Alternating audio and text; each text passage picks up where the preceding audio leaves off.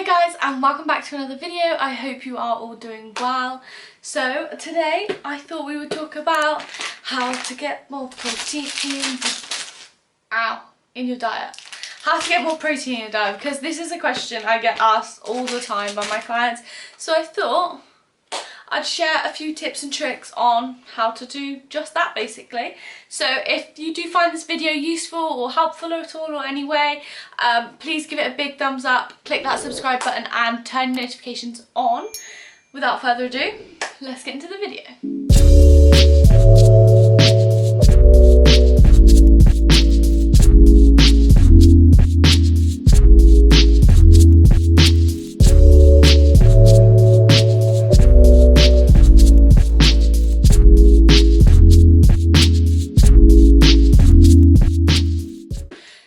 Obviously, to start with, protein, when you're on like a weight loss journey, fitness journey, protein is mentioned quite a few times, and it's like, well, how do I use it? So to start with, when I work with clients, I will set them a like calorie and macronutrient like targets and goals. This will include a protein target that is reasonably high, normally around 0.8 to 1, maybe 1.2 grams of protein per pound of body weight. Depending on the person, how new into fitness, I will start them off on lower, because a chunky amount of protein can be quite daunting, and it's like, well, how the hell am I going to get that? Like, there's no way. Because the average person probably would hit around, I'm going to say, if you're not tracking your calories and you have no idea, and you probably have meat twice, so for lunch and for dinner, I'm going to say roughly you hit around 70 to 80 grams. Now, if you were working with me, I could sort of give you a rough estimate that your macronutrients that your protein macronutrient will be roughly around 100 grams plus. Obviously, this does depend on your body height, body weight, you basically. It's all personal to you. First of all, we are going to chat through why protein is so important, why like personal trainers, coaches, that kind of thing emphasize so much on the protein content, protein intake of your diet when you are starting out a fitness journey, when you're heavily into a fitness journey, whether you want to gain muscle, whether you want to lose weight. Protein is a huge part of all of this, which is why it gets mentioned so much. So you've got your protein, that's your macronutrient that your body needs. You've got protein as in protein whey. It's all the same thing, but we will clear that up. So to start with, why protein is important. Well, it's important for a number of reasons. First of all, it's important for your body because it helps to build and repair tissue, essentially. So an example of this is when you're working out in the gym. If you've already started that in your fitness journey, you will be working on your muscles, you will be strength training, whatever you are doing in the gym, you will be breaking down your muscles, causing tiny micro damage. So your body will need protein to help repair this muscle, which is the tissue, to help repair it and then build it. So when you're lifting weights, for example, and you keep working at it, you're breaking it down, you're building it up with protein, you're working out, so you're breaking it down and you're building it up, and then you create this, which is how you get the muscle growth and like the strength gain, basically. So protein is hugely important for that. As well, in terms of building and repairing tissues, this isn't just muscle, this is skin, this is cells. Like if you have an injury, it's recommended that you increase your protein intake to help recover quicker. As well, it's going to help strengthen your bones. So if you are a woman, we are more prone to osteoporosis, especially when we get older and go towards more that menopause stage. A protein intake will help reduce the risk of osteoporosis, and it also helps reduce the risk of like fractures.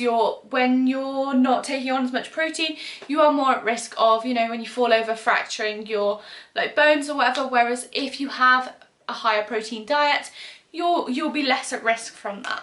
As well, our bodies need hormones to basically ensure that that's how we get our hormones, and all the other chemicals that our body needs. I won't go into it too much, but obviously hormones are something that we need within our body. It's what helps our body do its daily function. So I've already touched on that protein is key for both weight loss and muscle gain. In terms of weight loss, protein is really highly recommended that you have a higher protein diet, because it's this type of food that will fill you up. It will cut those cravings. It will like sort of reduce how, like, you know, when it's late at night and you're hungry and all you can think about is like the crisps and chocolate in your fridge, or don't keep crisps in the fridge because you would be weird, crisps or chocolate in the cupboard. Having more protein in your diet reduces the risk of craving and late night snacking, essentially. As well, protein is much more filling, so it will give the effect that you are fuller. It will help to reduce your appetite. As well, when you tend to eat like leaner protein, it's a lot less calories, so you can eat more of it because there's less like fats in it. So for example, lean chicken, lean turkey, it's lower calories than say if you had like a chicken thigh or a chicken leg. It's much more fatty, so it's not lean, and therefore you have others. The protein is reduced and the fat goes up, so you want leaner protein if you're on a weight loss. Obviously, if you're in a muscle gain, if you want muscle gain, you need to eat in a calorie surplus. Your protein will need to be higher. Obviously, you won't be so bothered by like how lean the meat is, unless you want it like totally clean, but essentially it would just be about taking on those extra calories, extra protein. You will need the extra fats and carbs, so you can essentially not worry so much about how lean the meat is and go for just the main size of it and how many calories are in it, basically, which will help with the calorie surplus side of it. In terms of protein, obviously there is this huge thing of, okay, we need to eat protein, we need to eat protein if you are working out, if you want to lose weight, if you want to gain muscle, we need to eat protein. And then there's this thing that comes in, it goes, too much protein is bad for your body. So is it? Well, it's not if you are healthy. If you have healthy kidneys, it isn't. Now, if you have issues with your kidneys or issues with your health, it isn't recommended that you have a high protein diet. However, obviously it would be like individual to you. And if you were someone with like health issues or health concerns and you were looking to change your diet, I would first of all speak to a doctor who is more qualified in that, or someone that is like level 4 personal trainer that's got like the nutrition qualifications with it, just because they will be able to advise you much better. But overall, I would speak to a GP or like the hospital if you do have any kidney issues, because obviously you don't want to increase that protein if your kidneys cannot handle it. Okay, so now we know why we need protein in our diet and actually why it is so important for us all in our fitness journeys. It's, well, okay, I know I need to eat this amount of protein, and yes, Shannon, you have set me this high protein, but how the hell am I supposed to eat that much? Okay, so first of all, basically, I'm going to tell you how to increase your protein. There's a few tips and tricks, and I'm not saying this is going to be easy. Like, it's not going to be easy, otherwise we would all just do it and we would look freaking incredible all the time. Like, it's not easy. It's for the people that are determined, driven, organised, because you've got to be organised if you want to eat that amount of food. You've got to want it, essentially, but it is important if you want to hit your goals. So obviously it depends on how much you want those goals. Like, do you really want to lose weight? If you do, you will do it. I'm just gonna put the lights on, see if it... Okay, I've just put the lights on because it was quite dark in here. Okay, so my first tip is you want to eat protein with every meal. So this is going to sound weird. I'm not asking you to eat chicken for breakfast. There are other ways of getting protein in at breakfast time. So a big one is replacing your cereal for eggs, scrambled eggs, that kind of thing, omelette, however you like your eggs. Then you're going to come back and be like, but Shannon, I don't like eggs. You're fussy. Okay, so another thing, this is another way you can take it on. If you like porridge, add a scoop of whey protein. So you can get whey protein like this. I will discuss more about the products in a minute, but whey protein like this, you can get a scoop, whole scoop, add it to your protein, mix it in, bang it in the microwave. You've got added protein. You've got, if you have a whole scoop of this, you've got a whole extra 20 grams of protein in your porridge that you wouldn't have had before if you hadn't have added the protein scoop. Also, a little tip, if you are having porridge, I personally prefer to add the scoop after you've cooked it in the microwave because protein doesn't heat that well. Some people are fine. If you are extra fussy like I am, do your porridge as you normally would, bang it in the microwave. When you pull it out, then add the scoop and stir it in. It'll melt in rather than cooking it, essentially. One last tip for breakfast. If you don't like porridge either, you're making my life hard, then if you have cereal, I don't know, say something like Cheerios, multigrain hoops, whatever, wherever you shop, put them in the bowl. Instead of having normal milk, add a scoop of protein to milk, shake it in a shaker, protein shaker, pour that on your cereal. So as you normally would, your normal milk and cereal, but this time the milk has protein in, and make sure you drink the milk this time and not just leave it after you've finished your cereal, because that's obviously then got an extra 20 grams of protein in, so you're still getting it in that way. There are plenty of ways to get protein in a breakfast, if you really want it. Okay, so the next thing is, in terms of lunch and dinner, you want to ensure that you've got, again, a piece of protein for each of these meals. Now, if you already do that and you say you already have like a chicken breast for lunch, then, or chicken breast for dinner, then that's absolutely fine. It might just be that you need to have the whole chicken breast, or you need to shop for bigger chicken breasts. I normally aim for around 200 grams of chicken. Sometimes the breasts aren't 200 grams, which can get annoying. It may be that you have to have like one breast and half a breast to make it work. But again, it is about that hard work. You do have to weigh stuff, you have to work it out. But on average, most chicken breasts are between 150 and 200 grams for sure. So you will be able to do that if you add, basically you just want to increase the size of your protein portion.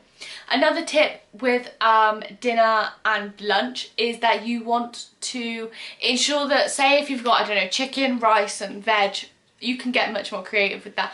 But say you have that, you want to ensure that you eat the chicken first before the starch, just because obviously if you're new to this kind of diet and it's way more food than you would usually eat, which is often the case, then it ensures that you get the protein in before filling up on the starch. Because obviously starches are much more filling, but the protein will have more benefits for you, especially if you've been to the gym. So another way, you know, it could be breakfast, it could be a snack, is 0% Greek yogurt. Now, 0% fat has much more protein in than the just normal Greek yogurt, normal fat, whatever. It also means you can eat more of it because it's got less fat, so you're not going to go over on your fat macronutrient. And another thing that I did not know for a while, and my mum told me, is make sure you have got Greek yogurt and not Greek style yogurt, because Greek style yogurt has way less protein in, and yeah, essentially you would need to eat the whole pot.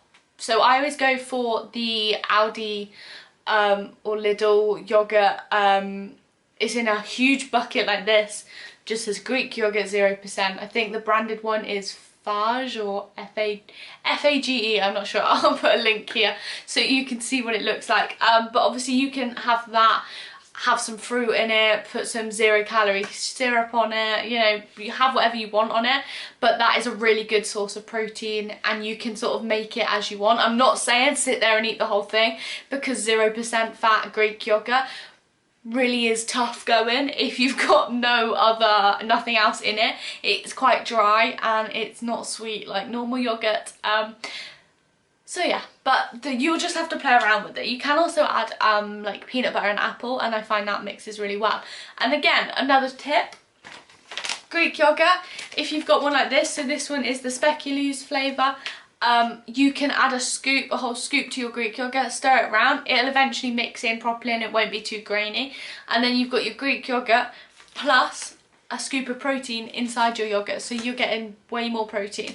So it's just little tips and tricks like that really that will help to increase that. With your meat, if you go for leaner meat, so lean turkey, chicken breast, if you go I always forget steaks, I'm not really good with steaks, but I know ribeye is the more fatty one. I can't remember what the leaner of steak is, but the leaner the meat will be, the lower the calories, the higher the protein content, and the lower the fat.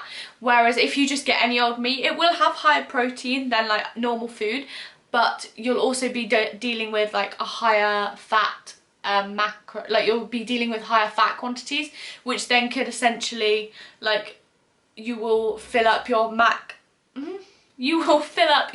macronutrient quicker than you will fill up your protein macronutrients, and that's where you'll start to struggle. So you do have to sort of play around with it, because I know other foods such as nuts are great for protein, but they are higher in fat.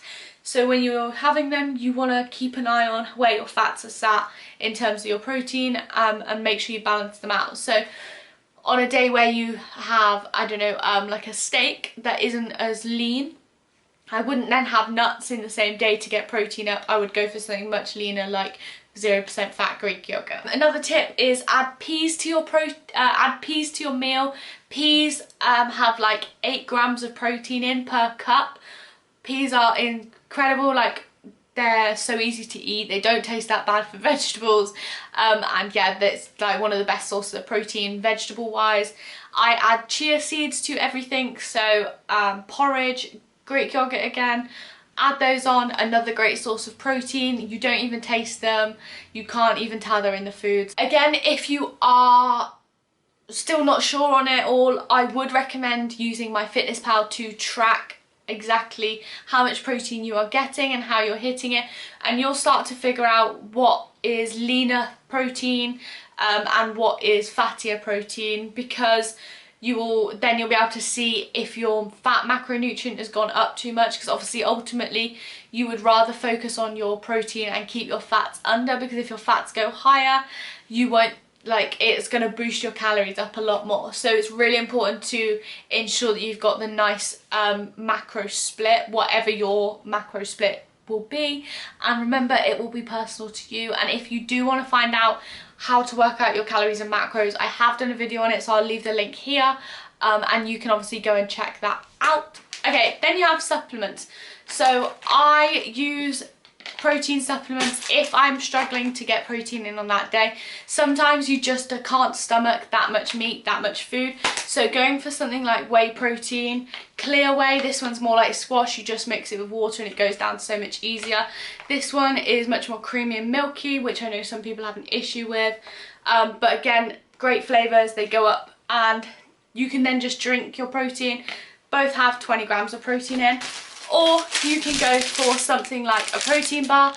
Oh, I'll hold it up the right way. This USN Trust protein bars, they have 20 grams of protein in, and again, a good snack, which will help increase your protein daily intake.